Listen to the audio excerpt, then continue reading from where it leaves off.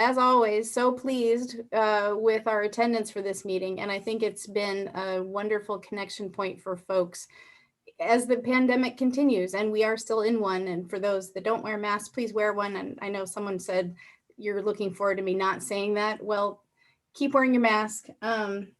You know, I just got mine from the plant sale, so I'm very excited about that. I love native plants. Yes, wear them. Yes, thank you, Jim.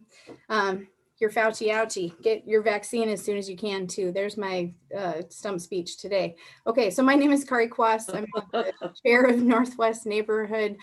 Glad you're all here. This evening we have Paul Roberts, who is representing our new chair or liaison to the neighborhood, Brenda Stonecipher, for the council report. We also have Ryan Bisson, I think, or Bisson. You're going to have to correct me, sorry, from Rethink Transit with the city, and also Kat Soper from the Port of Everett, and Tom Stiger will be joining us too. And so we'll do those reports, and then we have some neighborhood updates at the end of that.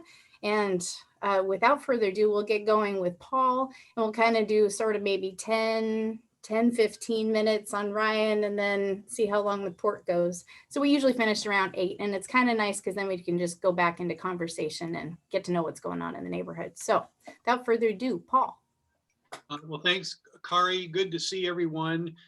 So I'm filling in for Brenda Stonecipher, and I think as many of you may know, each year we sort of change around assignments with the council members in neighborhoods. So she is the neighborhood rep for this year and is also council president. And she asked me if I could fill in tonight because she had a work engagement that she was not able to rearrange. So I am doing that. And with a full agenda, I am going to go through just a few highlights, and then happy to ask questions. Kari, I'll let you choose to decide how you want to manage that as you're trying to run a meeting here. And I get that. So the council, as I think you are aware, had finished its reorganization, and now we as members are working with our respective departments. In my case, it is planning, and I think, I can't remember Brenda's assignment, but that's now underway. The community development block grant funding process just completed. We're anxiously awaiting more details regarding the COVID recovery, because the package that was passed by Congress did fund local governments. And so we're anxiously awaiting the word on that. I don't want to speculate on what those dollars may be, but it's going to be really helpful because we've really had some tough budget times resulting from COVID. So more to come on that, but we know it's there is help on the way, and that's just really, really great. We've had council last night had some really tough issues to deal with on housing, and we've gone forward with that. I have some concerns about that, but the thing that I'm most happy about is we are moving forward with a pallet shelter program and working with the Everett Gospel Mission.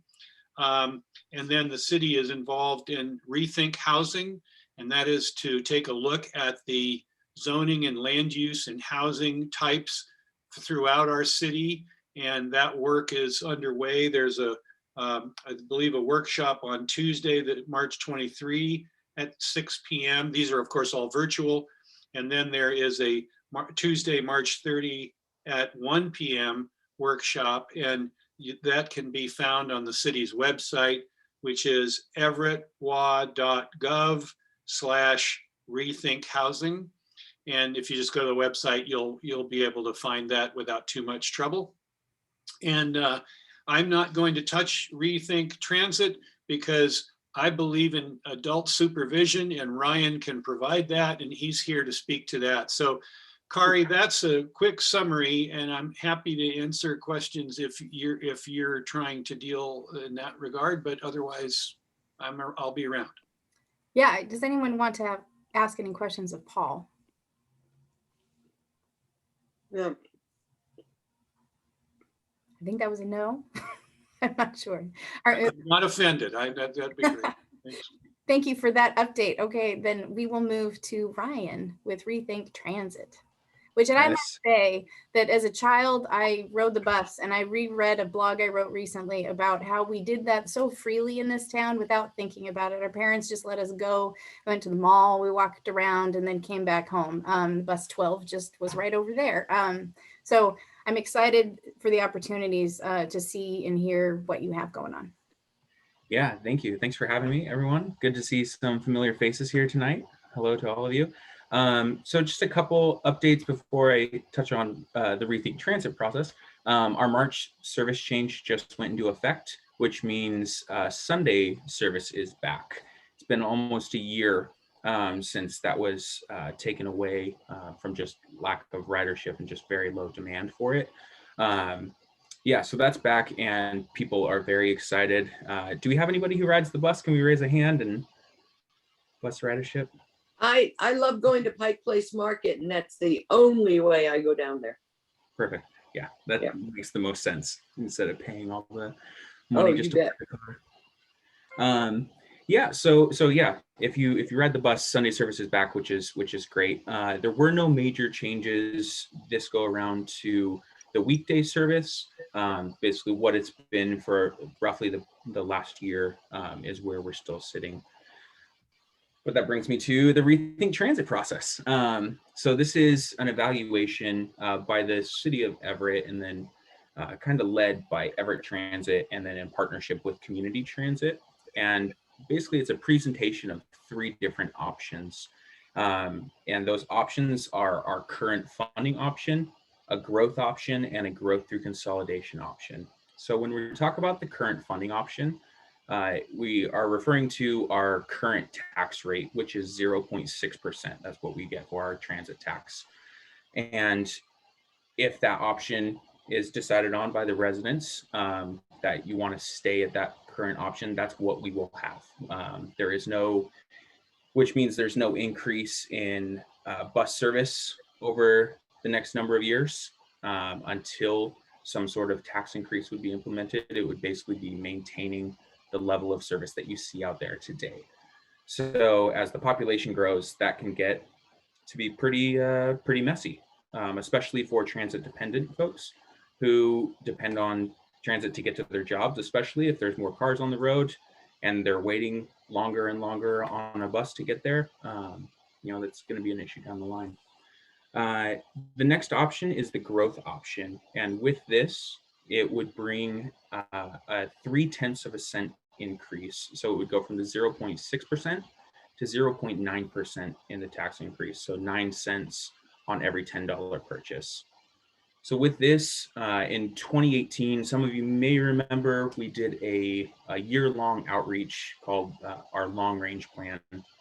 And yeah, I see a couple people shaking their head there. And so basically it's a forecasting of where do we want to take transit, and that growth option is built on that. So what we heard in that long range plan was frequency and accessibility. So more bus stops, and then more frequent buses. So if you've got an hour headways on one bus, how can we get that down to 30 minutes to make it more accessible for folks? So with the growth option, with the tax increase, we're able to increase frequency. We're able to expand even our general operating hours. And that's starting earlier in the morning on some routes, going later in the evening on some routes, and even on weekends being able to, which I know is a critical one for a lot of folks. Even down to trying to get to a Silvertips game on a Saturday night, So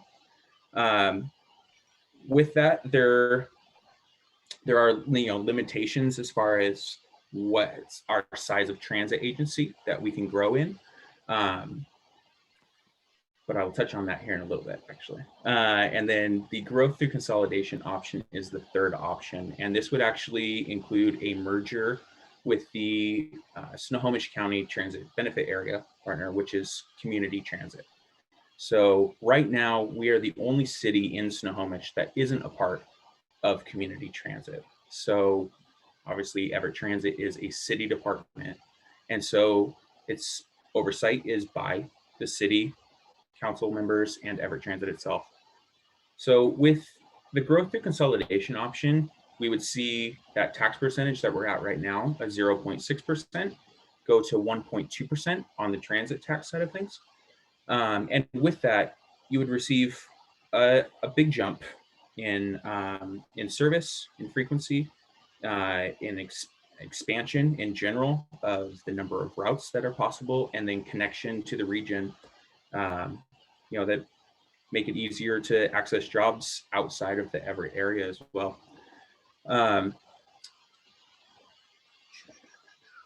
Sorry.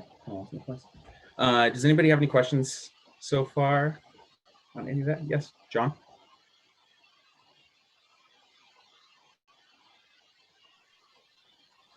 What's been the trend in ridership? Yeah, right now we're operating at about 14,000 people a month. So when you factor pre-COVID, we were running 115 to 120,000 people.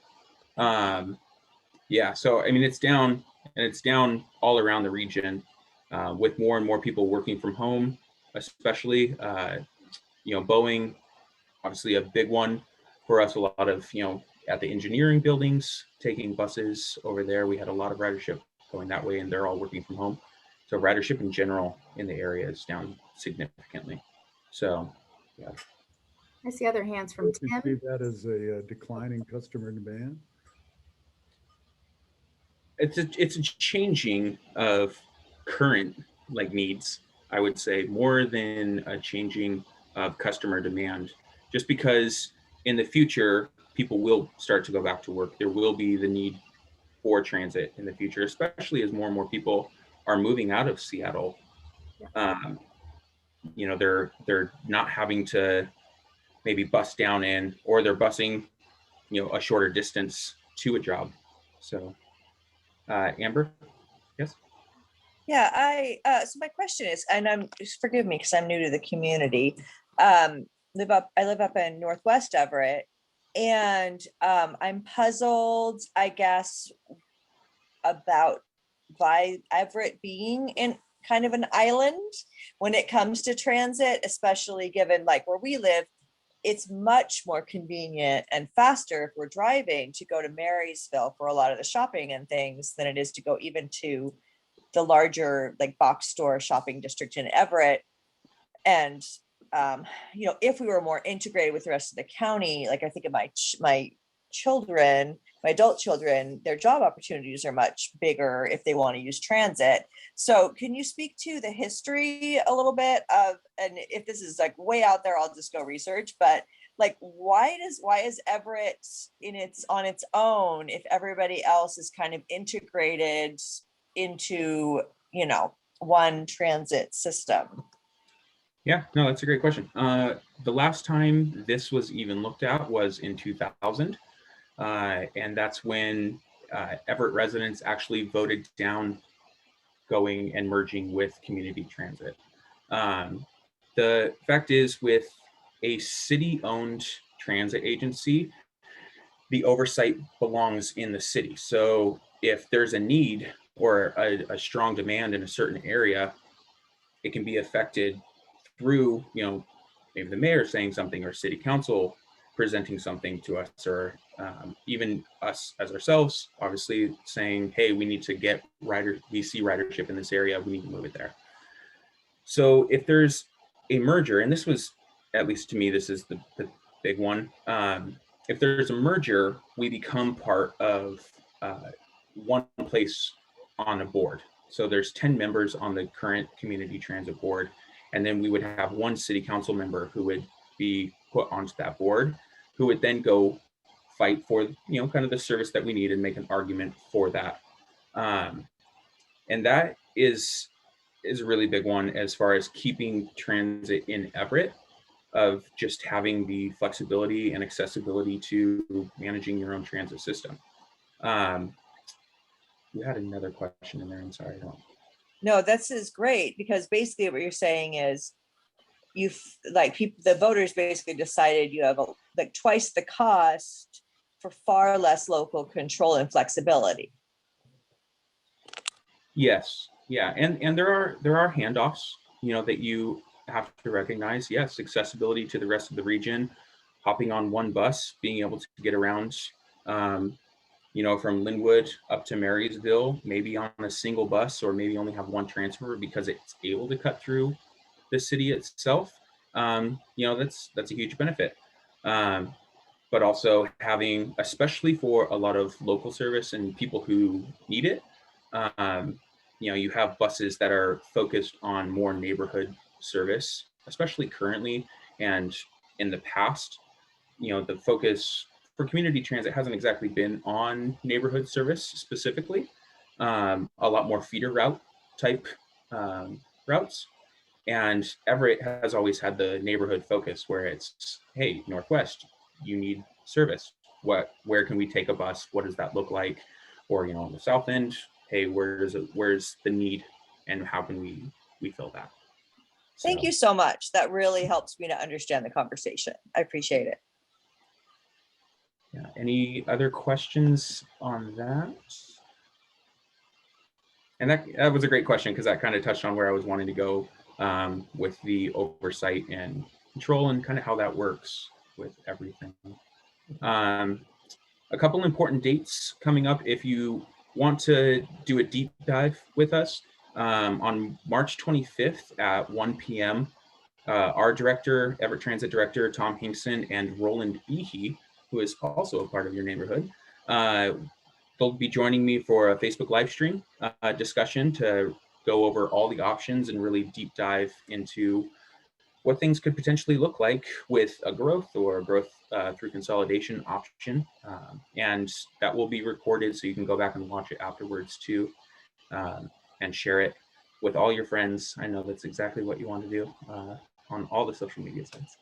And then April 5th is the end of the survey collection. So that's obviously a really important date.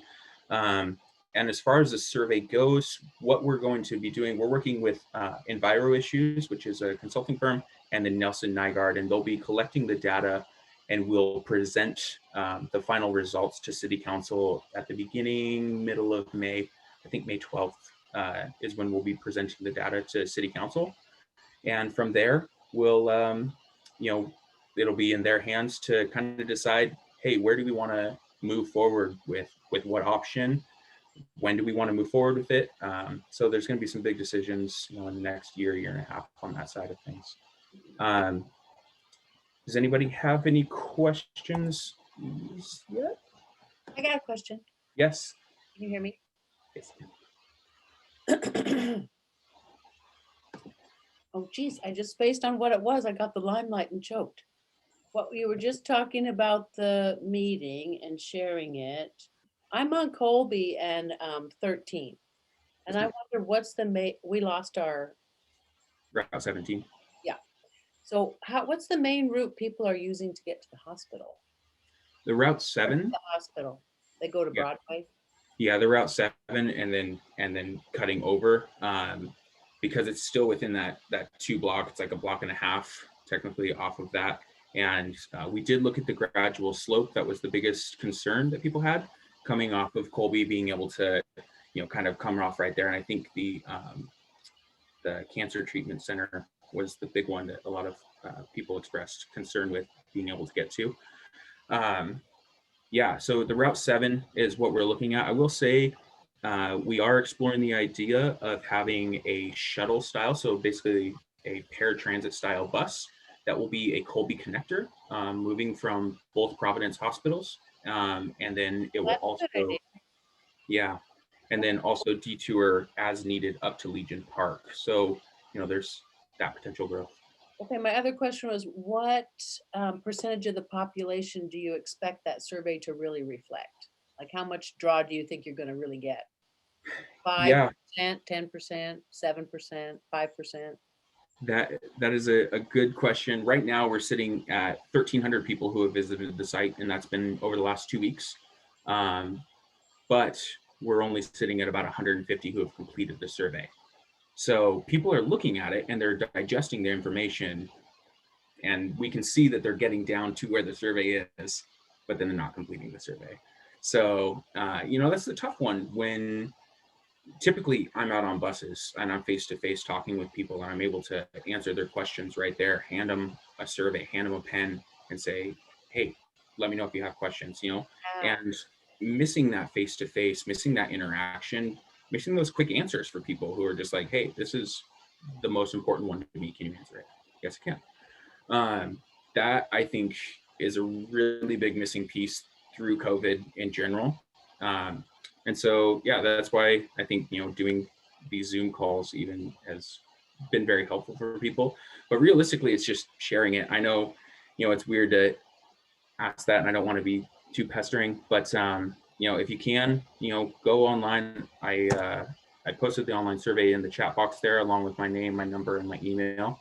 So if you have any questions, please feel free to reach out to me. That's why I'm here, answer your questions. But share that link and just say like, hey, this is important. Because when you think about it, Everett's growth over the next 20 years is going to be massive. And if we don't have a good transit system in place and one that is able to help everyone, we're all going to be in trouble. Because when you think about it, pre-COVID, at the size of transit agency and the service size that we were at, 120,000 people every month. How many more cars is that on the road if we don't have a good transit system moving forward? How much more of a headache is it to get down Broadway? And I know you all know that one. So it's, you know, this affects you even if you don't ride the bus. And that's a big one to try and get across to people. When's the survey due? Yeah, April 5th by 5 p.m. So Richard has a question. You have a hand up. Hey, Ryan, this is Richard Smith. I am Vice Chair for the city's Transportation Advisory Committee. And I just wanted to mention, I recall, as Holly was mentioning, the time on the committee when Route 17 was discontinued. And I also can recall sometimes when former committee members have voiced concerns about how Everett Transit serves very unique neighborhoods that would be at a disadvantage if we say were to merge the transit system into community transit. What I do also recall, and what I was going to ask you a question on, was, are there ways that Everett Transit can say promote a feeder access, say here in the Northwest neighborhood? When I say feeder, I mean people using scooters or other means of transportation to go over to, say, Broadway, and then use the Everett Transit bus routes there along Broadway. Because I brought this up when Route 17 was discussed as disappearing, and I was just wondering, are there ways that Everett Transit can promote that and use that as a better means of getting people to utilize the bus services? Number two, I know that Everett Transit is also along Broadway supposedly putting in some artwork, and I was just curious if you might know anything about that and status in that regard. And then three, I don't know, is it through the survey that you guys are trying to get a better picture of what post-COVID your ridership should look like, meaning your neighborhoods, your riders, your demographic of your riders, that sort of thing there? I'm just curious to know what post-COVID Everett Transit is forecast to look like, since you've given us some ridership numbers here that are pretty concerning. Yeah, I can get more forecasting rider numbers. I'm sorry, I don't have those for you on that. As far, I want to touch on Route 17 feeder systems and scooters that I know of. The Bird system isn't coming back even after COVID. But you know, the one thing that we do to obviously encourage people is biking and other modes of transportation that feed to transit systems, and that's our biggest encouragement. Now, bringing in any kind of scooter systems or anything like that, that would be at the city level to discuss and maintain and work out. Councilmember Roberts may have something you know, that he knows happening behind the scenes, but nothing that I'm aware of on that side of things. I enjoyed the scooters. I think it would be fun to have them back, but Mr. Robert. I can't add anything to that, Brian. I don't know if there's a plan to bring any of them back. I just would also say that every transit system around the nation has taken huge hits in ridership as a result of COVID. So it's hard to know how that will bounce back. I believe it will, but I don't want to ramble on, but I just want you to be aware that that is a nationwide phenomenon. Yeah, and I did just receive an email yesterday that said 68% of transit agencies fell by 60% or more around the country. So yeah, like Mr. Roberts said, it's all around the nation. It's not just here. But the same hardships that we're facing at this point, CT is facing them and Sound Transit, and it is a regional thing. We have a lot of tech industry, and when you have tech industry, you can work from home a lot of the time. So as far as the smart work, I do not know about that. Do you know anything more about that or what it is? I haven't even heard about it. You're talking about there's artwork that is in the process of going in at the bus stops along Broadway. And I believe these are bicycle sort of artwork that you can lock your bikes to. Yes. So yeah, that was the artist is Brian Borello, and it was as we did the bulb project of Broadway. Part of the grant that we got to be able to do that was also to focus on putting in bike lock, or I guess no, not exactly lock. Sorry, the word is slipping my mind. Bike The rack. U-shaped. Yeah, racks. Thank you. Yeah, basically bike racks. But we wanted to decorate and kind of rejuvenize Broadway in the process. So we worked with Cultural Arts, and Cultural Arts hired Brian Borello to do the art pieces, and they are really cool. And he got in 3 car wrecks this last year and wound up breaking his leg and arm. And since they're big metal welding pieces, he hasn't been able to work on them. So that's where we're at. I don't have a timeline for when he's going to be picking up and coming up here again. He's down in Portland. But yes, they are very cool pieces. They're all centered around flowers and like growth.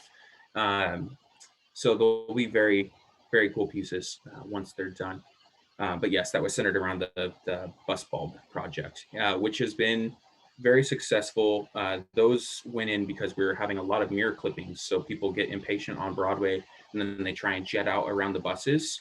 And because the bus had to pull off, they would try and do it as the bus was pulling into traffic, clip a mirror, there's an incident report. So since we installed the bus bulbs, I think there's less than 5 mirror clippings since we've installed them, which is huge. And just down to ADA and rider safety, being able to have a larger path, for people to get on and off the buses at. And then the survey data, I'm sorry, I'm taking up so much time, Kari.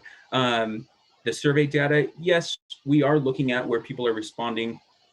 And we will use that for, hey, where do we need to focus ridership? What are people asking for in that? Because there is a spot where it says, give us your feedback, give us your comments. And so, yeah, we'll use, this information. Our next long range plan, we have to start working on this year. So, we'll use that to say, hey, this is where the need is. This is where our growth plan from the last one was. How do we match those up and see that growth? So thank you, everyone. So sorry I went over. That's okay. We need to know and we will share. I posted what you shared in the chat on the Facebook thing too, so people can see it that way. And I know it was in the e-news I sent out Sunday. I don't remember when I did it. I'll hit it again before April 5th. Awesome. Thank you so much, everyone. Yeah, thanks, Ryan. So let's see. I would love to invite Kat Soper and then Tom Stiger. And I want to say hi to Rosie because I haven't. Is Rosie there? If she's there, have her come to the screen. I haven't seen her in a long time. Anyway, but I'd love to hear about the port and what's going on. I will say that again, I walked down there yesterday because it was a beautiful day, and I'm astounded at how quickly the second building of Waterfront Pace has gone up. And just, again, the sheer numbers of people enjoying the piers and walking around and taking advantage of that. So kudos, it's great. So you have the floor, Kat and Tom. Thanks for coming. Commissioner, did you want to, you're on mute, but if you wanted to say a few words. Can't hear you, no. And Kari, I'll share my screen too if I can. Visuals are always fun. Can you guys see that? Yes. Okay. And we'll see if Commissioner Stiger can get all set up. Yeah, okay. We hear you. Okay, thank you. Can you see me now? Yes. Yes. Somewhere on our squares. Okay, well, Kari, thank you for inviting us to give you an update on the Port of Everett. I would like to just make one comment. I really enjoyed the presentation on the transportation. Was it Ryan? Was that his first name? Yeah, was it Ryan? Yes, it was Ryan. Okay, I enjoyed that very much. What I'd like to do is, since Catherine is going to update you on the entire waterfront, I want to just hit a few questions and answers of people that have raised here recently. One question has been regarding the vessels that have been parked out in the port. The vessel that was there for about 2 weeks was from Tacoma. It had a load of containers and it was in the what we call the federal anchorage area. That's a free parking area. Was headed for Vancouver, but because of the congestion out there, the ship was anchored here waiting for a berth in the greater Vancouver port. The other ship that was anchored out there is the ship that is currently being unloaded. It's cement from Thailand, and it is now tied up at Pier 3. It's been there for a couple days and will probably be there for 2 or 3 more days unloading. And it's a suction that sucks the material from the hold onto a conveyor, and then it goes on to the dome. And so that's sort of an update on the terminal. I might add though that we've got the new cranes. They're up and running. So that's really a good news.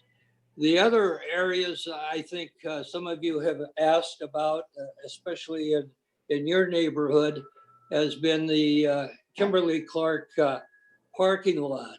This is the area, it was the former KC and Scott employee parking lot along West Marine View Drive.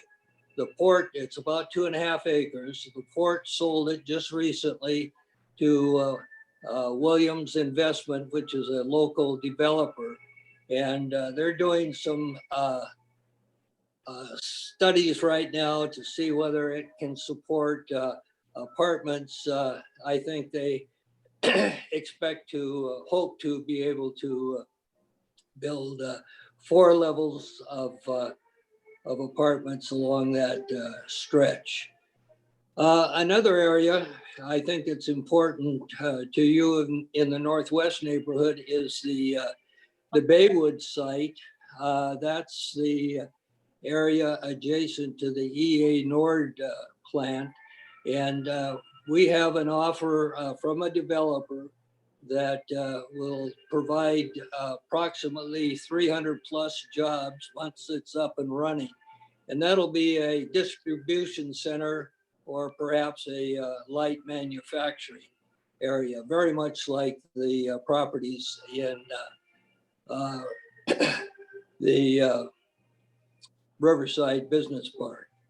And there will be a public access along the shoreline, and it'll tie in with the existing public access trails that are being developed by the port and the city of Everett.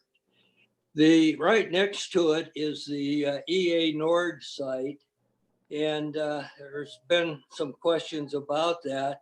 It's privately owned. It's currently for sale. The port has shown some interest, but the cost, the environmental cleanup costs would be greater than what the port feels the property is worth. So at this point, the port's taking a pass on that. The other areas that some of you have raised questions about have been the parking. We're going to be able to provide 2 hours of free parking as part of the new parking plan, which will become effective on May 1st. There's such a demand for parking down there with the retail and the restaurants, and we want to make sure we keep our priorities for the marina boat owners, because they're our priority as far as parking at this point. And along with that, the Jetty Island issue has been raised. We're working with the City of Everett to hopefully bring back the Argosy ferry, the boat that has transported the people from the port across to the jetty. And we're hoping to make some formal announcement on that. The city has indicated they're willing to contribute and participate in that along with the port. And that's about it. Is there anything else, Sarah, that feel free to jump in at any point if there are questions, either from myself or from Catherine. And I'll stick around. I know you've got a full agenda and a busy meeting, so I'll stick around too at the end in case there are any additional questions. Okay, I'm going to turn it over to Catherine. She's got. No. Can I have a question? Can I have a question? Yes. Well, I'd like to challenge your 2-hour free parking. Well, the 2-hour free parking, that it's not enough for the public. I work down at the port. I pay for my pass. I don't agree that your priority is boat owners, but that's beside the point. 2 hours is not enough for the general public to be able to walk the path that you have set out. And I don't think that's fair. I think you should offer something more like 4 hours and and if you're a Everett city resident, there should be some crossover. Because you're really, I don't really believe that you've got the boat owners, and 2 hours is not enough for the public. Yeah, the 2 hours, that figure was developed after the port, and a parking advisory committee spent a lot of time analyzing the available area, the type of businesses, and what the public wanted to envision using the port properties for. Right, but it's going to take them longer than 2 hours to use the park. It takes longer than 2 hours to walk it. It would take longer than 2 hours to go to Jetty Island. Well, the Jetty Island will be a separate issue. There will be a longer package there for parking and the ferry boat. I will continue to stand against the 2 hours and find a path to resist that, I think. Catherine can probably. Yeah, I can try to explain that too a little bit more as we. Explaining. I work down there. I don't need explaining. I need to be quiet and let you continue. You don't need to be quiet. We do appreciate the feedback. I know change is very hard, and we just appreciate, everyone's feedback. We're trying really hard to put together a sustainable program. We have, as Tom or Commissioner Stiger said, a very limited amount of parking down here. And we've gone from a once industrial development to a really a variety of mixed use down here. And so I'll show some photos, and I know I'm not going to change your mind tonight, but I do appreciate your feedback. So I know I'm going to zoom through this because pun intended, but I want to make sure I'm respectful of your time. I do have a lot of slides, but Tom or Commissioner Stiger did cover quite a bit of that. So I may jump through it, but it's all on here. So I could give this to Kari and she can share the presentation with you later as well. I do see a lot of new faces. So I always like to give the quick elevator pitch of who the Port of Everett is and who the Port of Everett isn't. We are the Port District. We were founded a little over 100 years ago by the people of Everett, but we're not countywide like almost all ports in Washington state. We do share the county with the Port of Edmonds. We are governed by 3 elected commissioners. Commissioner Stiger is here tonight, and 2 others, Commissioner Simpson and Commissioner Bachman. We are unique as that we are a special purpose district that was specifically tasked for economic development. So we do run much different than a general purpose government. Our business operations support our operational costs and our salaries and our wages, and I have a slide here on taxes in a little bit, and I'll explain kind of what that goes towards. Did I hear something? Okay. Oh, hey, Rosie. Hi there. I was told. So all of our operations, we do, as Commissioner Stiger mentioned, we operate the International Seaport down here, the largest marina on the West Coast, and we do a lot of real estate development, both in commercial and mixed use and industrial. We are home port to Naval Station Everett.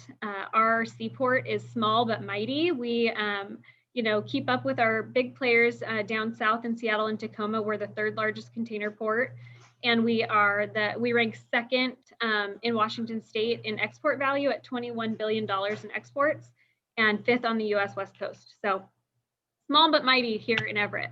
Again, our commissioners here, and this is a makeup of our boundaries. What's unique about our boundaries, and Holly, you had mentioned, for Everett residents, one of the unique hard spots for the port is that we're not all of Everett. So we're almost all of Everett, but we're also portions of Mukilteo and Marysville and unincorporated Snohomish County. So it's that whole, how do you just say Everett residents when we're looking at programs? If you've seen my presentations, you probably are sick of seeing this slide, but I like to show it. It gives kind of a color differential of like what's going on from an aerial perspective. We are operating a balanced waterfront. So we have in the blue area what we consider our working waterfront. This is focused on our international seaport. The naval station is here. This is our restricted access area that handles all of the international cargoes, international and national security. And then we have the orange area, which is our destination waterfront. This is where Waterfront Place mixed use is going in. I think you guys can oversee some of that. You're maybe right on that border, right? Kind of right in the middle of the cutoff there between the balance. And then in the green areas, those are a couple of our industrial properties that I'm going to cover here in a little bit. And kind of what is this balanced waterfront? How does it work? Well, at the end of the day, the working waterfront, the seaport is really, it's the workhorse of the waterfront. It's the revenue generator. So this is what creates most of the jobs out of the almost 40,000 jobs that are operations pre-COVID. The port, it's primarily created by the seaport, almost 90% created by the seaport. And a lot of the funds that come in then infuse our ability to invest in the fun part of the waterfront, that destination waterfront that we're creating at Waterfront Place and the public access. So job impact and economic impact, we just had a economic impact study completed by Martin Associates. The last one was in 2014, and we just did it again in 2019. Right before, of course, everything, we had grown jobs almost 4,100 jobs from over 5 years. And we grew about $1 billion in value and economic value. And you can read through all this when I send this off to Kari. I won't go into detail. But this slide is really hard to see and really hard to look at. Right at the onset of the pandemic, we had received our 2019 report. And as we did that, we asked if they could kind of look at what's the impact thus far with the COVID impacts. And it's really astounding. We were basically set back about a decade in the amount of jobs that we were able to create at the port and through our operations. Of course, you guys, it's not a secret that the aerospace industry was severely impacted, which is a large customer of ours. We do all of the oversized parts for the 747, 67, 777, and 777X at the seaport. Also the tourism and hospitality industry down at the destination waterfront, where we have our restaurants and our retail and the hotels, they obviously had a huge hit as well. We experienced about a 25% overall decrease in those aerospace cargoes, which hit the seaport pretty bad. But we also have a benchmark now of where we need to get back to. So no secret there. The commission has passed a budget that really supports the outlook of economic recovery and diversification. I'll go into some of these projects listed here next. And I did say I wanted to touch on taxes. I always like to bring this up with that same conversation of who we are, as we're not a general purpose. So we're not fully funded by your tax funds. If you're looking at a Snohomish County pie of the tax distribution, here's us, this little wedge, smaller than the library. But we tax about $5 million. So that's about 7% of our budget. Our tax funds are specifically programmed for capital projects, which lately we've been programming them all towards environmental restoration or public access projects.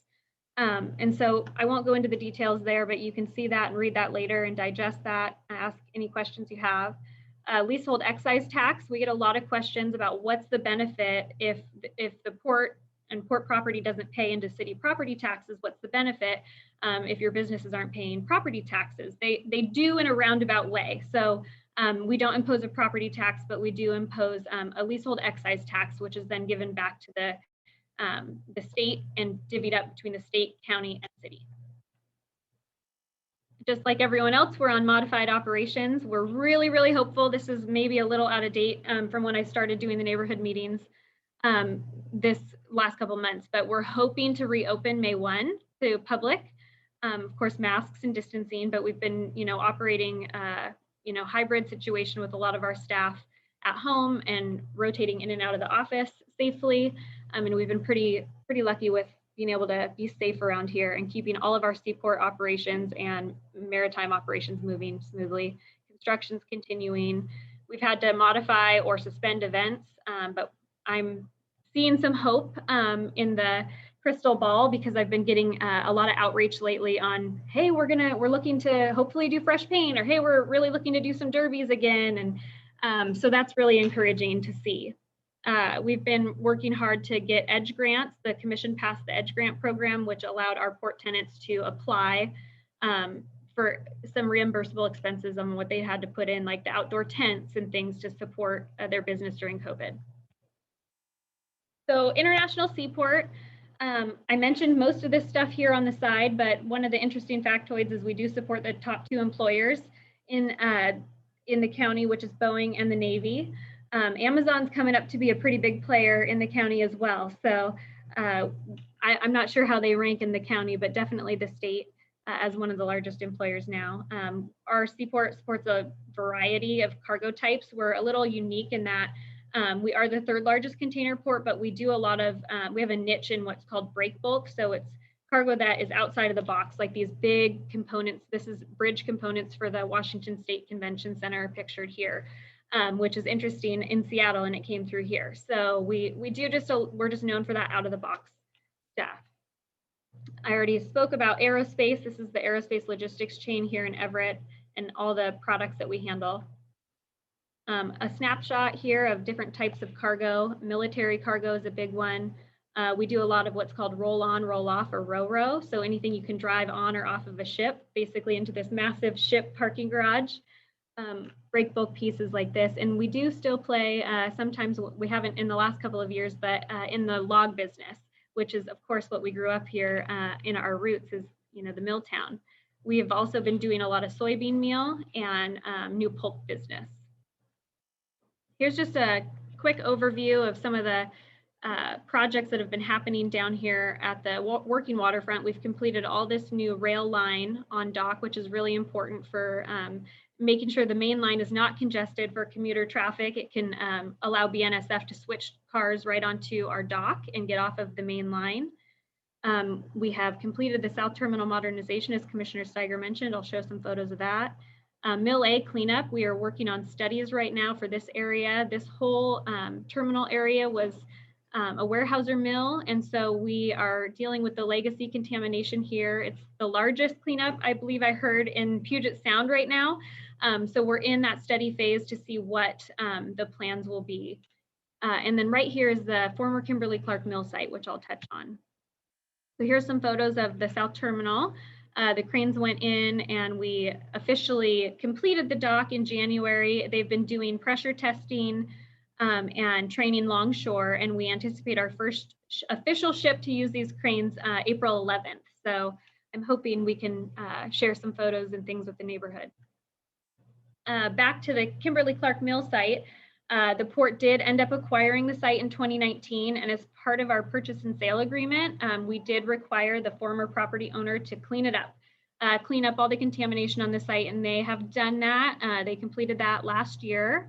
And now we are in the phase where we are going in and doing what's called an interim cleanup action, or capping the site. So we're going to put a big pavement cap on top of the site, which is one of the ways that ecology just makes sure the site is sealed after it's been cleaned. We're also going to be putting in stormwater treatment on this site, which the site has never had. So it's a state-of-the-art program. And basically both of these measures are going to allow us to make sure the site doesn't, cause any damage in the future into the waterways. The cap also doubles as a cargo terminal. So we are working to create Norton Terminal here. We don't expect any large buildings. We are going to potentially not redesign, but I guess renovate this building and keep this existing building. And you'll see some ancillary like sheds and things, for longshore and restrooms, break rooms and things like that. But the idea here is for cargo laydown. If you look at our previous slide, we really are land poor, I guess, for a seaport especially of the value that we produce. And so one of the things that we're working on right now is a strategic seaport designation, which allows us to support the military even more than we do now. And what they needed was more laydown space. So this hopefully will allow us to get that designation. We're already a strategic seaport in the fact that we're a recovery port in the event of a man-made or natural disaster. Port of Tacoma is the only other one in the state. So if there were any recovery needs, the port is standing ready to support those. This here, where you see the ferry in this picture, we signed a lease recently with Everett Ship Repair. And this is a really big deal because Everett's always had a shipyard in port. And why does this matter? Whenever there's a Washington State ferry or a military vessel that needs to be worked on, they have to go out of the region or they have to go to Seattle. So to keep our region competitive, it's really important to keep those jobs here, to keep those services here in Everett. So we're really excited to see that back. I also failed to mention, but it's very big on my screen, so I'm sure you read it, but we did, we were awarded a $17.75 million build grant to support development of this project and get jobs. It will create about 1,000 jobs. Who is that? Everett, you said Everett Shipyard? Everett Ship Repair. That's a new company or an old company? They are a subsidiary of, now I'm on the spot. Let's see, Nickel Brothers. So they are the Everett-based version of Nickel Brothers. So Nickel Brothers Boat Builders. But they did get a new name and moved here for this site. And they did just get certified to work on DDGs or Coast Guard cutters. And now they're working towards DDGs. So they're making the steps to make sure that we can continue to support on our naval base here as well. Thank you. Yeah. And then just some highlights. I pretty much covered all of this, but we have been starting to get some new break bulk on Westwood vessels. So these are whenever you see a green vessel in port, they're usually a Westwood vessel. This is what all of that Boeing cargo comes in on weekly. But we've also been seeing, with the downturn in some of the aerospace, kind of a light for us this year was adding some break bulk onto these ships. So that's really helped. And we just recently got a new pulp contract. So these are these big pulp bales coming through. That's a new project cargo that we just started. And we did get international recognition last year as the top 5 port terminal operators of the year. And this is internationally. So I think it's pretty awesome to share that information about here in Everett and how big we play in the industry. So the fun stuff down at the waterfront, the mixed use waterfront here at Waterfront Place. This is a 65-acre mixed project. They're going to be generating about $550 million in public-private investment.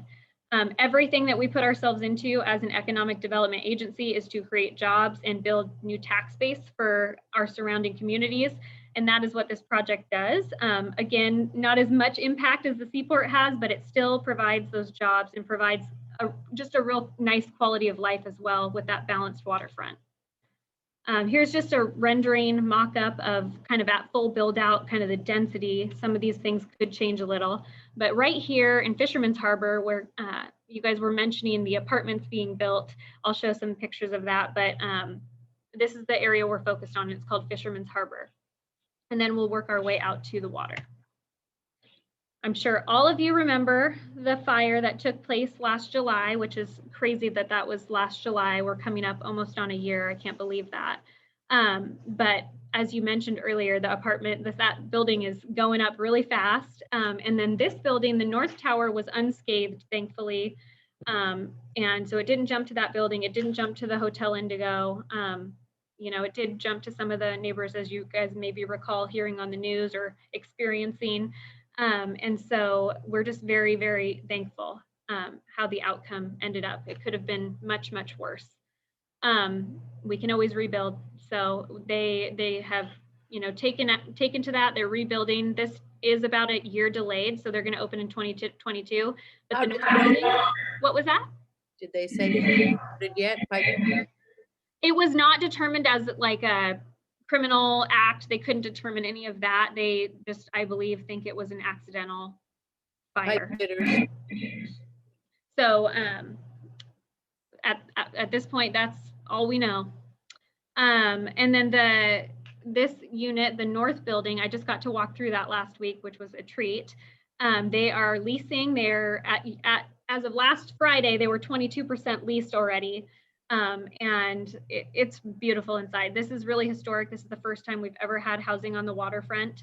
And really, this is, you know, symbolic of the shift from an industrial waterfront right in this area to a mixed use. It'll really bring that livability down here. Hotel Indigo opened about a year prior, and they've been doing really well. If you haven't been to Jetty Bar and Grill, I highly suggest it. It is not your regular hotel restaurant. It is completely separate and an experience on the water. The splash fountain, don't get me started on this. We have had this thing blocked off by construction, and then we were able to open it, and then COVID. So I am trying with everything in my being to get this fountain on this year so it can be enjoyed. So stay tuned. At least if anything, hopefully we can just have it on for visual enjoyment. All the new trail system around the waterfront is all connected now through here. Also, this guest dock 5 is new, and it's interesting because you can go through this gatehouse and go on, instead of taking the upland trail, you can actually use it as a dock walk. So if you want to get down on the water, that's a fun opportunity. You said trail system connected. Would you slow down, and what do you mean trail system connected? I guess I should say this whole area was under construction, so there was a lot of makeshift like detours of our trail system. Let me see later in the. Now you can walk from the bridge along here. Yep. And along the waterfront without being cut off at that parking lot and told to go back on the street. 100%. It's all connected now. I can't promise with construction, there's always something, right? But right now it is open and people are out there enjoying it. What's your plan on dealing with the skateboarders? I am not aware of an issue with the skateboarders. Oh, well, do you like them or don't you? Are they welcome or not? Me personally, I mean, if they are being if they're going 40 miles an hour across, you haven't seen them? Wow, they're great. Let them alone. I'm not tripping them or anything. I asked her how she felt about it. I will say this area over here where the remodeled and the renovated area is, the trail is larger than the average areas around the port. So this is some areas 10 feet and some areas 15 feet wide. So a little more extra space there for passing. Well, they're welcome for now. I have not had any issues. Everybody, so dog walker, bicycle, and pedestrians are all sharing the same path. Yes. Hey, I had a question. Sure. Way back when you started, there was somewhere there's going to be 4 units, 4 stories high or something like that. So that's what this is. That's this. That's 4 stories high. Yep. But there's only 2 units. I thought he said 4. Okay. Oh, I think it was, so we can have up to 660 total units throughout the 65 acres. This is the first housing project we've had built down here. It is, the parcels were sold to American Classic Homes or Sea Level Properties. So we don't own the parcels. the So- land that these are on. And I will also say all of the apartments, this is probably a month old, this photo, but all of this is their parking, their surface area parking. So they do have their own parking. Another component for that parking plan that we have in place is going to enforce parking, because we also don't want all of their visitors taking up, you know, public spaces down here. We want that rotation so that. So, well, my question is not so much about the parking. Is there any, are these all luxury apartments?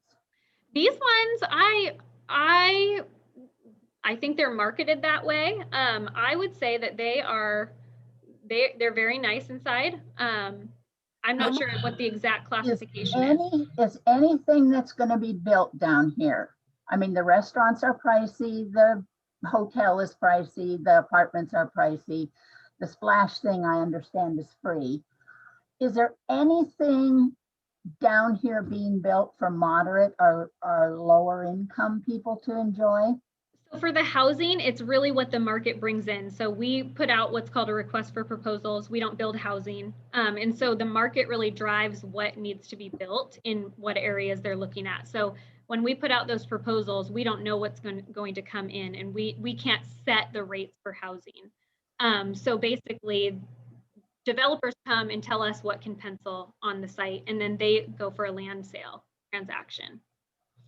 So it's hard to say what the other units will be, but I do believe it will be all market rate. So it's pretty much to say that this is another playground for the wealthy. and the rest of You can buy in, it's okay. Huh? Go ahead and buy in, get it now. Well, yeah, on my Social Security. I've been afraid of that the whole time, and it bothers me that we can't have a little corner of low to moderate income apartment living, since we're so short of housing. That's just my input. Yeah, I mean, I personally, I'm not in the housing industry. I don't know what the demand is and what that looks like. I wish I knew a little bit more about that, so I apologize. I know that this one is market rate, and I don't know what the other housing units will end up being down here, but my assumption would be market rate on those as well. So the boaters and the apartment dwellers and the jetty bar grill goers. So this is going to be a playground for the wealthy. I mean, I would say this place down here, this Destination Waterfront, has something for everybody. I think I saw a comment on here. Patrick Hall wrote that the trails are free. The trails are free. You can come down here and enjoy. The city just put in that beautiful Grand Avenue Park Bridge that I hope all of you are making use of to come down here and enjoy. We have public parks that are going in. I'll explain some of that too. So I feel like there's a lot of good spaces down here, not just, but to make this thing work and to have what the issue we were having down here before as an industrial waterfront, what we were seeing is the businesses down here couldn't survive because there was not a livability. There wasn't a destination that was, you know, attracting people down here. So we had businesses shutter after a year. So it really is all interconnected in building a waterfront destination. So when you're talking about parks and things you're going to put in, are there going to be parks where families can come and set up a picnic lunch or something and enjoy that? Of course. Yeah, we have that now at Boxcar Park. Who's been to Boxcar Park? Been to Boxcar Park. So enjoy, I mean, there is that. We have jetty. Here, I'm going to scoot forward to, where's my screen? I'll scoot forward to my public access just to kind of talk through some of that. So this is where Boxcar Park is. We have the kite shelters out there now. We have Jetty Landing Park out here. See it, these are the new kite shelters. If you were going to reserve them for a party, there's a process that we have, but otherwise they're open and available for everybody. There's trails along Riverside with some of these benches. We just put in this what's called Commodore Plaza right next to Woodfire Grill. I'm getting ahead of myself, but if we can't have Sail and Cinema this year, we're doing another drive-in. So, but I'm really, really hopeful with the recent announcements that we're able to bring the free movies at the park back. But this is an easier place to put the kayaks in. It's too hard to carry them on the 12th Street with all the engines and stuff like that. There used to be a much easier launch on the other side of that little park to put the kayaks in. You advertise we're a big paddle, and it is not an easy event, and nobody's doing it. I'd love to, I would love that feedback. Actually, Holly, I don't know if we can chat offline on that kind of stuff, because I do want to know that feedback. So if we can place these in better spots, or that's what this is all about. So I do appreciate that. I made a note. We'll chat later. Yes, I would love to. Okay, just some pictures of renderings of the apartment. And actually, it's kind of crazy. This is what it actually looks like when I'm walking through there. So these are all renderings, and it's pretty neat to see it come alive. Hotel Indigo, some of just the projects if you haven't had a chance to walk down. The weather is starting to look great, so come on down. We also have been renovating some of the marina. It's really interesting. I said earlier, we have the largest public marina on the West Coast, but this thing was built over 60 years of time. So the 1960s is when we built the central docks, and then we moved into the 80s with the South Marina, where Anthony's Homeport is, and all of that Marina Village area. And then we built our latest addition in 2007 for the North Docks. So there's a span of like 60 years of different infrastructure. So we have consolidated all the boathouses to one area, and we got rid of some of, I guess, I would say now that's 80 years old of dock infrastructure that was out there that the marina tenants to keep this as an operating business line. Warehouser building, you guys probably saw that we put out a call for this. This is a really beloved icon of the waterfront. We don't have the capital to do this all ourselves, but we want someone in here, and we want to partner with them to get this building reopened to the public. So we did have a good process on that. We got some good feedback, and now it's in our real estate division's hands to put some deals together. One thing I forgot to mention when I was on this slide, this area right here, we just signed 3 leases for an office building. Freedom Boat Club is coming in, as well as Waterline Boats and Bellingham Yachts, and they like this location because it's right next to this dock that they could display boats on or do rental boats on. Which Freedom Boat Club having a boat rental, we've never had anything like that at the waterfront. So that's going to help people get into boating if they don't want to own a boat. And then right here, South Fork Bakery, we've signed a lease for, and we're hoping in the next month or so to announce a second tenant for that building, a restaurant concept. And we're working with a couple other restaurant concepts on A12 here that we're hoping to, get signatures on or get a little bit closer on to share with everybody. We talked about parking. I don't want to, you guys can read all that and ask me any questions on that. I want to get down to the industrial side of things. Riverside Business Park is one of the projects that we worked on for quite a while to build a new job center in Everett. And then Commissioner Stiger mentioned Baywood. Punting to Riverside, this was a Warehouser site that we purchased back in the 80s or early 90s. And we put about 20 years of work, just steady capital into this process, and we had to clean it up environmentally. And now it is supporting a job center. There's about 800 jobs on site. We have Amazon out there now, FedEx Freight. We have motor trucks, a bunch of nice light industrial. We've built a trail system around the whole thing that adds that quality of life for those businesses to also attract quality employees. So people can connect to the city's trail system on that. I like to talk about this project because this is just a prime example of what we do with basically brownfield sites. We either put them into use as industrial or mixed use or maritime to build job centers. And now we have transferred all of the public spaces, so the utilities, the roadways, and all of that to the city. And we're out of it, but I always like to bring this up because it was a fun project to be a part of. Baywood Industrial Development, this area is where Commissioner Stiger talked about, right next to Nord Door. We're working with the Department of Ecology to do a shoreline cleanup and habitat restoration for salmon there. So I won't go into all the details, but it's of the lineal feet, but it's all along the shoreline. This cleanup will allow us to sell the property to a light industrial user to build a plant there that's going to support about 300 jobs. But as part of that, we also required that a trail system go in. So we've never seen public access at this site. So we'll have a restored shoreline with a nature trail going around it. And we're also going to have a clean site. It's really going to be exciting. We haven't had jobs on this site for 30 years. So that's a win for Everett. Cascade Industrial Center, I mentioned earlier, we're not just Everett. So we have, although we don't have any footings in Arlington, we are partnering with the cities of Arlington and Marysville on the Cascade Industrial Center.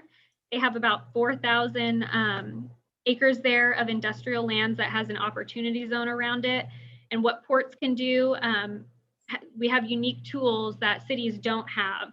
So we can offer our foreign trade zone as magnet zones in those areas to support business growth. And just that nexus with our maritime and shipping, there's a lot of good opportunity for that area. They're expecting about 25,000 jobs by, I think it's 2050. So transit, I know we talked about transit earlier, it all plays into it, right? Public access, I won't go fully into this, but you guys know about Jetty Island, you know about some of the parks that are all down at the waterfront. We have about 3,000 acres of property, about half of that is public access dedicated, including Jetty. We have Union Slough, and we have the Boxcar Park and the Splash Fountain, all of those areas. We have a program that's called the Ports 2% for public access. So in the areas over here in our working waterfront where it's not appropriate to have public access because it is a required area or restricted area, we anytime we're doing projects in that shoreline zone, we're budgeting 2% of that project cost to public access within the city. And we've done about $26 million since 2006, just based on all the projects that we've put in. Here's some of those photos that I showed earlier. And environmental stewardship, this is just a map, and you guys can read this later, of all the cleanup projects that we have completed and that are still active. In 2006, her name is escaping me now, Christine Gregoire, put together the Puget Sound Initiative, and it actually identified about 215 acres on the waterfront for cleanup action. And this was required by state law. And so we've been working systematically and strategically to get these properties cleaned up and trying to pair that with economic development opportunities as we go.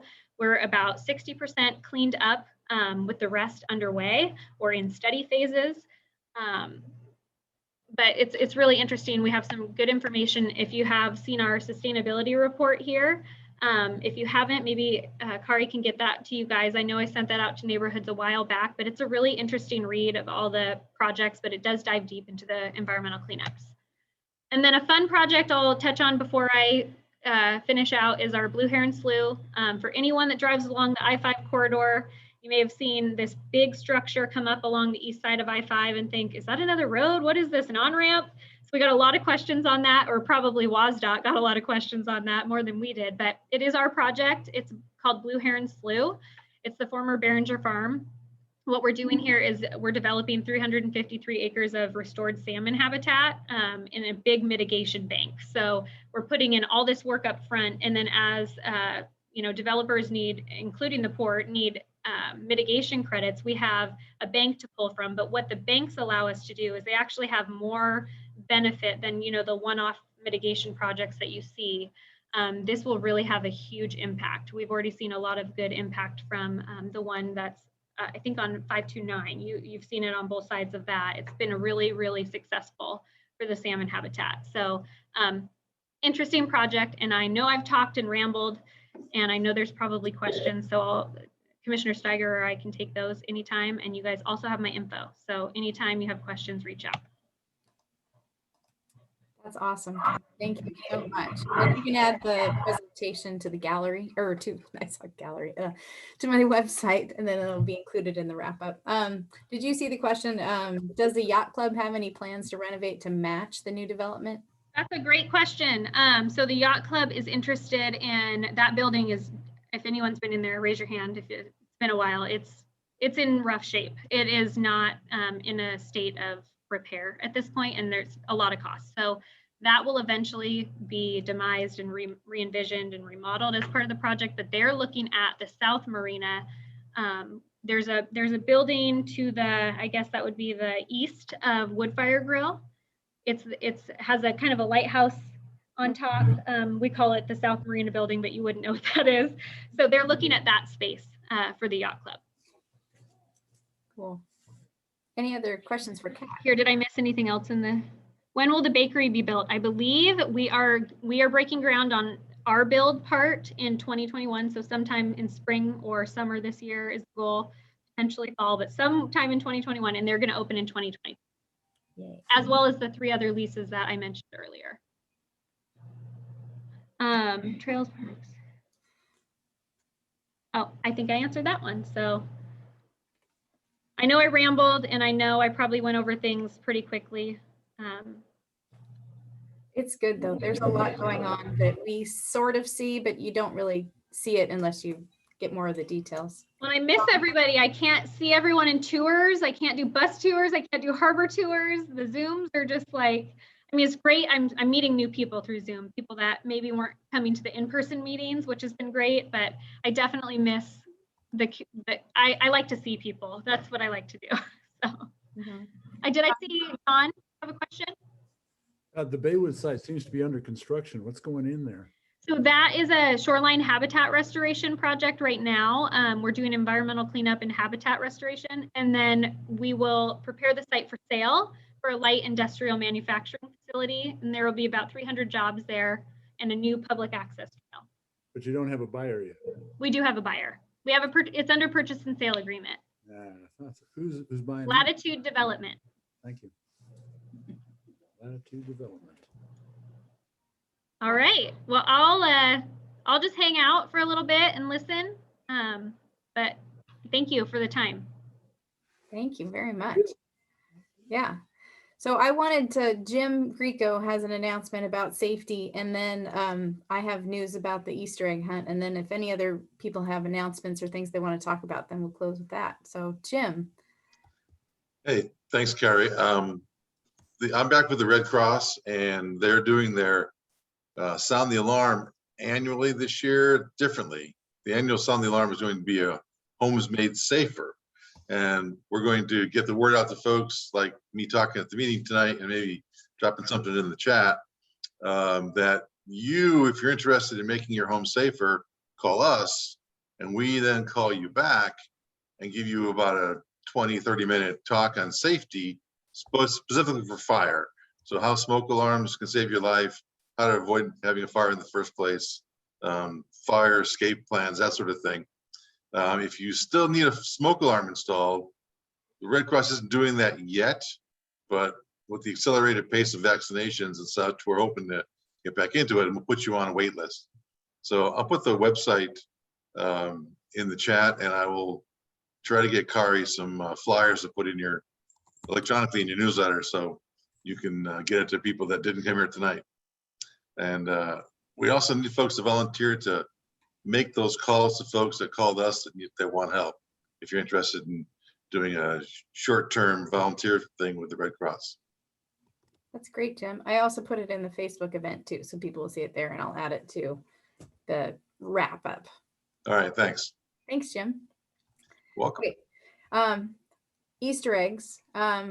COVID still is here, and typically we would be doing when I look back on the photographs of past Easter egg hunts, I'm kind of just in awe. It makes my heart feel warm and fuzzy because so many kids come out to that event, and people that we do not engage with in the meetings that don't want to come to these, they bring their families to the Easter egg hunt. And so last year we skipped it entirely. This year, Shelly, who had to go get off because she gets up really early in the morning, and then Holly and myself, we are going to take over the 3 parks in the neighborhood. So there will be Holly at Drew Nielsen, I'll be at Legion at the Bluff side, and then Shelly will be at Grand Avenue Park. And it's our intent to basically spread out eggs. It starts at 10 a.m. The families show up and the kids gobble everything up, and it's done in 15 minutes.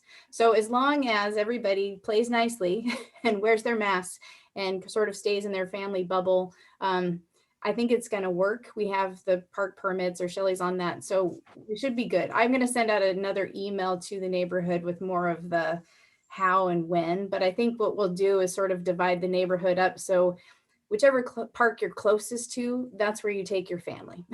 So sort of like 15th might be a line, 10th might be a line, and then we'll just sort of spread everybody out. So it's kind of an honor system, you know, bring your family, but don't take too much. We're not asking everything to come back to us. Just take the eggs home and there won't be a bunny rabbit and there won't be any prizes, but it is outside and it is hopefully going to be a lovely day. And we're excited to bring something back to the kids. So April 3rd would be the date. That's the Saturday before Easter. So again, check the Facebook and check our e-news and there'll be more details about that. But any questions right now? What's the name of the Facebook group again? Northwest Neighborhood. Okay. Mhm. I can add that there too. Yeah, but that's our intent for that, is to get people back outside. I have not yet heard about our approval on the matching grants. This is one that we have asked for, but you know, we're going to do it regardless of the money. But I don't know if there's any other projects or events or things happening that people have going on. The one other thing I wanted a straw poll on, and everybody has a thumbs up or at least use your up and down. People have been asking about Mother of All garage sales. It's a very popular thing and we like to host it. You know, as Kat was saying, there's more hope this year than there was last year. I didn't want to put our stamp on it last year because I didn't want anybody to get sick. I still don't want anybody to get sick. I think that vaccines are coming maybe fast enough that it could work. It is an individual homeowner's responsibility. It's at your house. I'm not sure about liability for the neighborhood, but I'm curious. I don't know. It would be good to have. I think it would be nice to raise money so we can do more, for one thing. And people have stuff. I have stuff that needs to go somewhere else. So just again, general thumbs up or down if we should sort of push forward and then we can always cancel. I'm seeing thumbs up. Oh.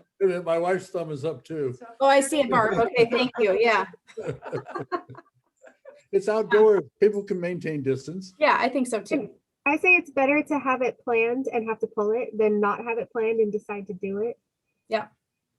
Yeah. And also, Kari and Holly and whoever had to leave, thank you so much for putting on the Easter egg hunt, for tackling that. That's such a wonderful thing to do. Really appreciate that. Thank you. Yeah, you're welcome. So I will get notices to Whittier, obviously, so they can know about it too. But we got to do something.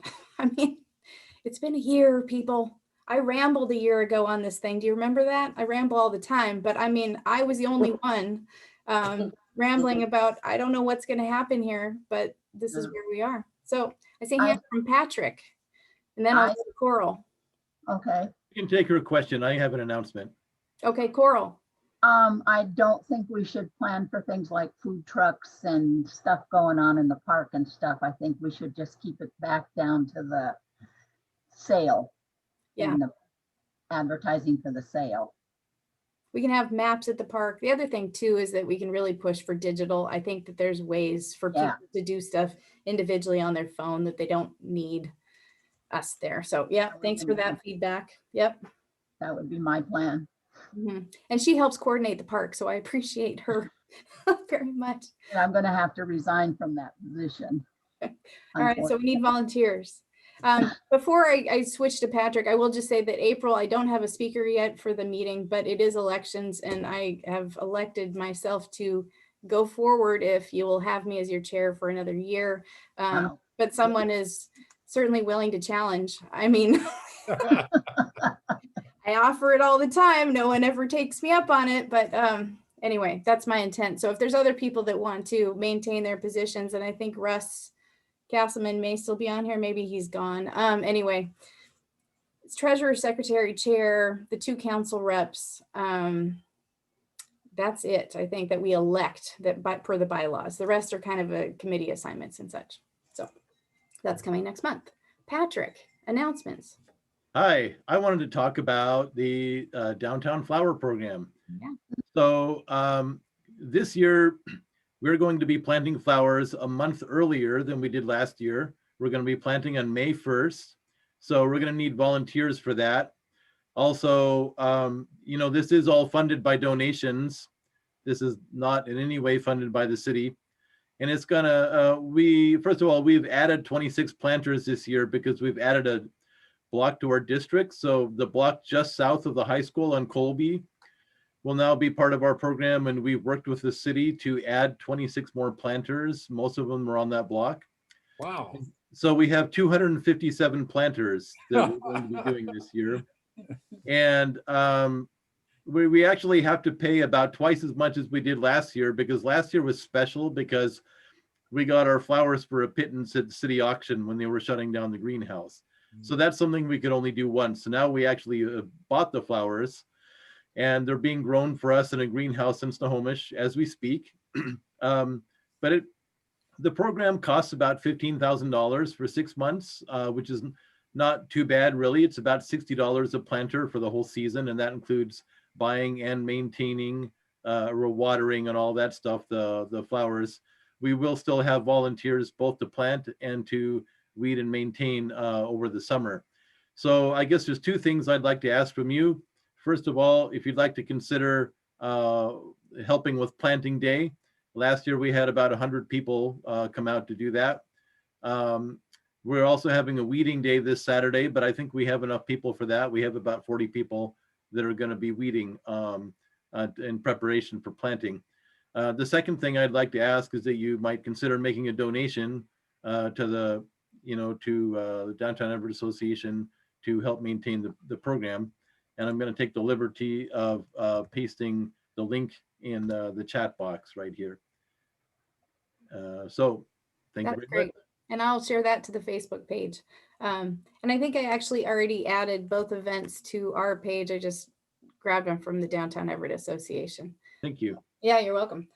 I'll be there weeding. That's what I do best. So. Last year it poured on us by the end of the day for the planting event, but it was still really wonderful to be outside and see the beauty of those planters. So I'm glad that Downtown Everett Association took it on again. I'm not sure if did I mention that we're planting a month earlier than last year? Yeah, so May 1st, right? May. Right. Yep, thanks. Yeah. John? Do we have the money to make a donation toward the plants? Yeah, I agree with John. We can. How about 250? Going once, going twice? Steering committee people? I would. All right, I'm seeing. Okay, yeah, sure. We'll donate to you, Patrick. That was his easiest solicitation ever. I know, and Russ isn't here, but I'll let Russ know. Yeah. That's what your dues go to. Every time I send a newsletter, somebody donates, and I appreciate that because it allows us the freedom to do stuff. And it's going to be a great year.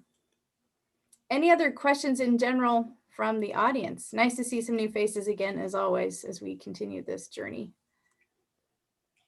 I didn't catch how one volunteers with the Red Cross about the telephone calls, safety. I think Jim hopped off. No, Jim's still here. Jim. No, I can't leave a meeting till the last person leaves. I've been told to ask that, but you'd have to contact the Northwest Washington chapter. And I don't have the phone number for that, even though I'm part of it, but I will get the information to Kari, and then you can see if they have something you can help them with. So we're looking for, a couple handfuls of volunteers to make those calls. They're not cold calls, but you're calling people that express interest to us. So, and you have a script to follow for the most part that helps keep you on track.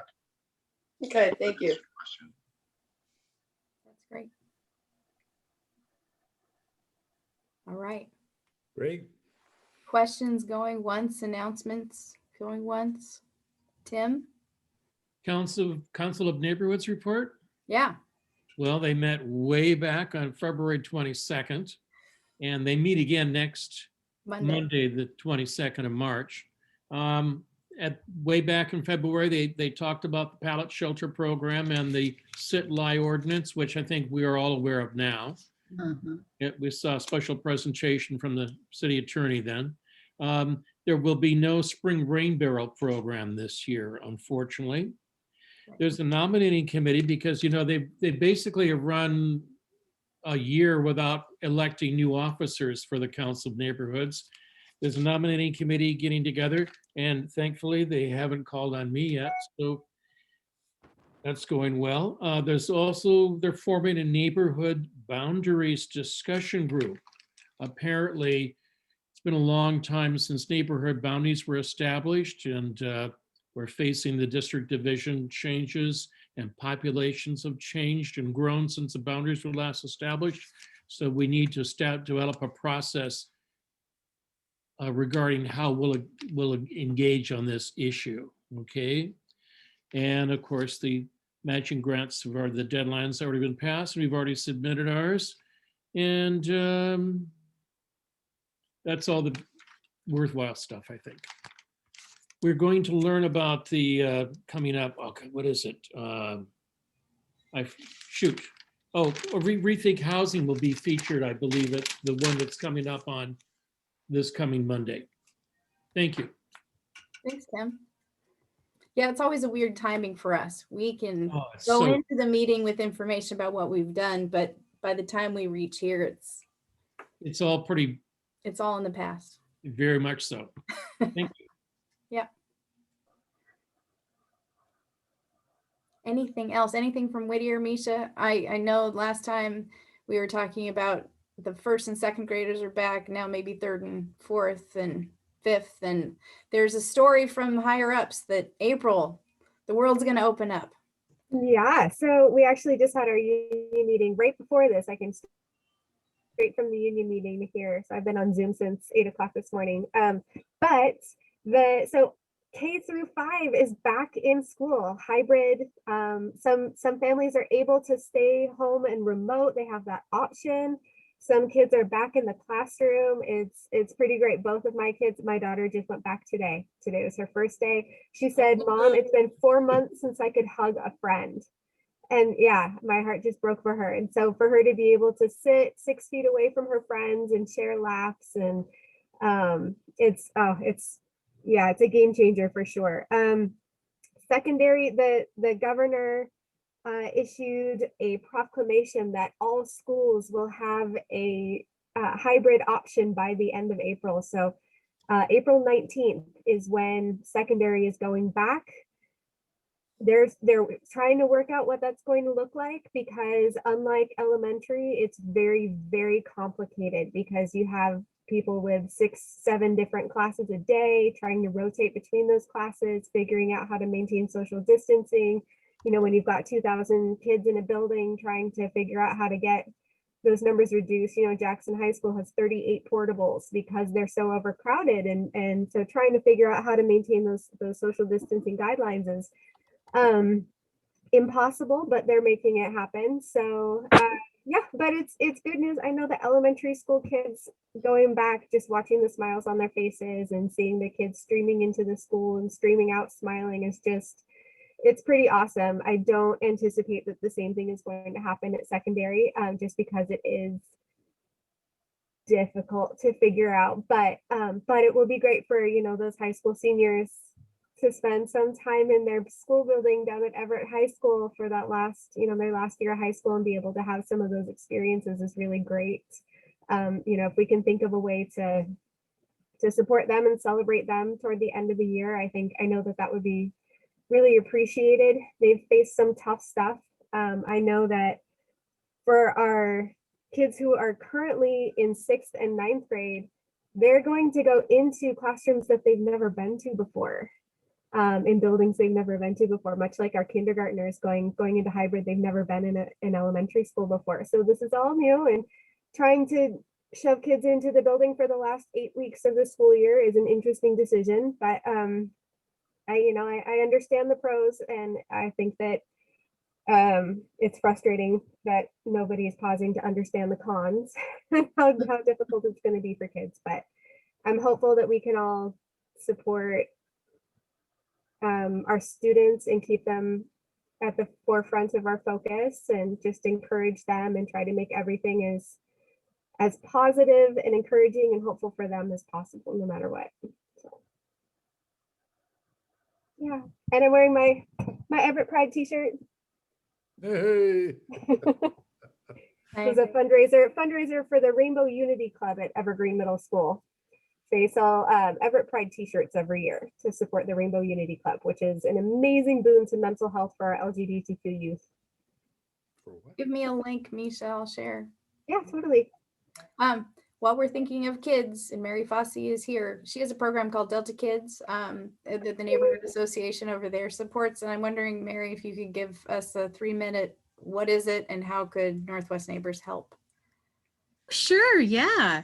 Delta Kids. So as some of you probably know, Hawthorne Elementary is one of the most socioeconomically challenged schools that we have, and it actually has the most free and reduced meals of any elementary school, at least, and I think any school in Snohomish County. So there are a lot of kids there that really kind of needed help during COVID and not having school supplies at home. So we created this program, Delta Kids, where we give them not only art supplies, but we also give them school supplies in a little Delta Kids kit. And then it's tagged with like a video made by a community member.